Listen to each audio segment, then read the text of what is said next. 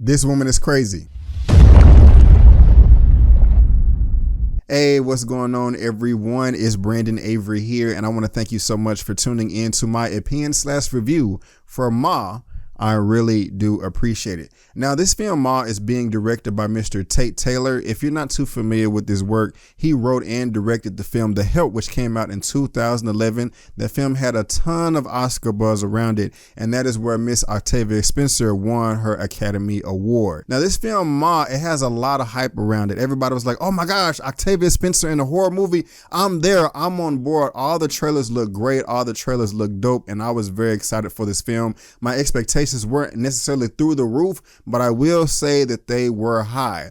Now, the first thing I want to talk about this film that I did not like, and that's the marketing, the trailers of this movie, because even before I saw the film, I was just kind of saying to myself, oh my gosh, the trailers look great. The movie looks like it's going to be a great time, but I feel like they've shown us the whole plot. I feel like I know everything that's going to happen. And unfortunately, guys, I have to be honest with you, the trailers do pretty much ruin everything in the movie. There is really no surprises to be had while you're watching this film, and that is kind of a downer in my opinion. The only surprises that you get out of this film, Ma, or some of the kills that she or someone else may commit. Those are cringeworthy and may make you turn in your seat here and there, but everything else you can see coming a mile away. Now, the first piece of dialogue that I loved in this film did not come from the film. It actually came from the guy sitting next to me in the movie. Early on in the film, when we're getting to know the teenagers as they want Ma to go and buy them beer, we were just kind of saying of ourselves, and I was thinking this as the guy said it out loud, like, there's no realism to this situation. Now, yes, we all know that kids in high school, they drink, they get high. That's what kids all around the world do. They do it illegally. They sneak behind their parents and guardians' back. They do that. But the way it was illustrated in this film, the way friends are making friends with new people at a new school and things like that, it just seemed too convenient. I mean, yes, there are kids that are just friendly in the world and will come up to me like, hey, my name is Becky, want to be my friend? But at the same time, that is not how it goes down in this film. It just kind of makes no sense. And I'm just like, okay, can we get some real characters here? Because I'm not feeling them. I'm not feeling what I'm seeing on screen. Now, if I didn't tell you what this film is about, of course, it stars Miss Octavia Spencer. She is a lonely woman that befriends a bunch of high school students, invites them to her basement, and is like, hey, let's just have fun, let's drink, let's party. But as the film progresses, they start to realize that Ma may not be the nice soul that she seemed at first. Now, my favorite character in the movie was Maggie. No, it is not Miss Octavia Spencer. While she did do a great job, I don't think it's Oscar worthy. She did a great job. But my favorite character is Maggie. She's this one that seemed like she had her head on her shoulders straight the whole time. She got a little stupid towards the end of the film, and I'll talk about that in a second, but for the most part, I was on board with everything that she was doing on screen. Now, of course, Miss Octavia Spencer, Ma, her real name is Sue Ann in the film. She's been through a lot. She's had a traumatic event that happened to her in high school. You know, it's just not fair. It was evil.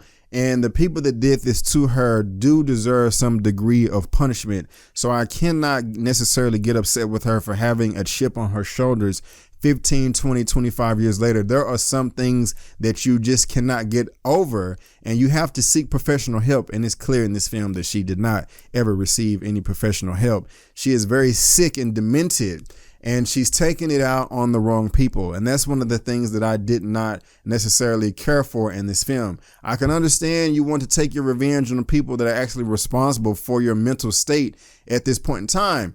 But when you're involving children that had absolutely nothing to do with nothing, and you're taking all of your frustration out on them, that's just nothing that I can get on board with, and kind of clocked me out of the film as I was watching. Now, I will say this film is being described as a horror thriller, and there's not really a horror element to the film, but there are definitely awesome thrills. There was a few times where I was just like, oh my God, I can't believe she just did that. Like, oh, stop, no, ah!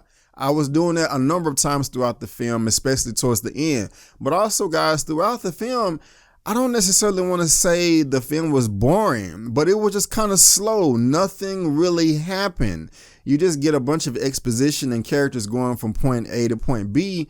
And, you know, you're getting to know everybody, and you're getting to know the scenery and the town and all that good stuff. But just really nothing happens until the very end of the movie.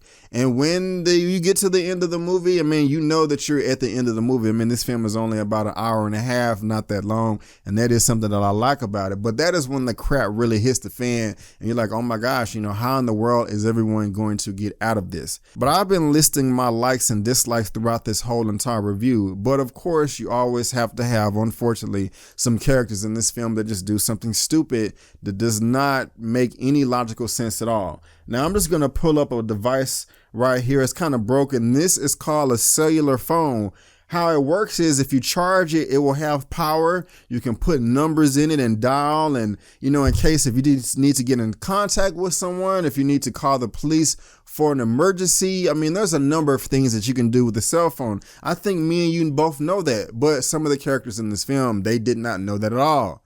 That has to go with Maggie. Maggie, what the hell are you doing? Towards the end of this film, all you had to do was just pull out your phone and be like, hey, this is going down over here. Please help. But no, she doesn't want to do that. She wants to be Inspector Gadget without the costume, you know, a ninja without the hood, and then get hit in the back of the head. And you may be saying to yourself, hey, B, what you doing? Don't spoil nothing. Trust me, I am not spoiling anything for you. Everything that I'm talking about is blatantly obvious in the trailers. And that is absolutely one of the most frustrating things about this film is there's just really no surprises. And then when it comes to Ma's plan, her execution of how she wants to take her revenge out on the people that just really did her wrong, I was just kind of saying to myself, okay, like, what is your end game? Like, how do you expect to get out of this situation? Is this some type of kamikaze episode that we're about to witness?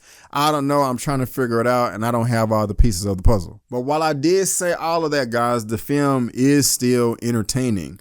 It really is. And if I had to rate Ma out of a 1 out of 10, I would give it a 6 out of 10. Yes, a 6 out of 10. But guys, that is just my opinion. Thank you so much for tuning in. If you like this video, go ahead and give me the thumbs up, and please consider subscribing. I do appreciate you tuning in. Before you go, don't forget that my name is Brandon Keith Avery, and that's just my opinion. Peace.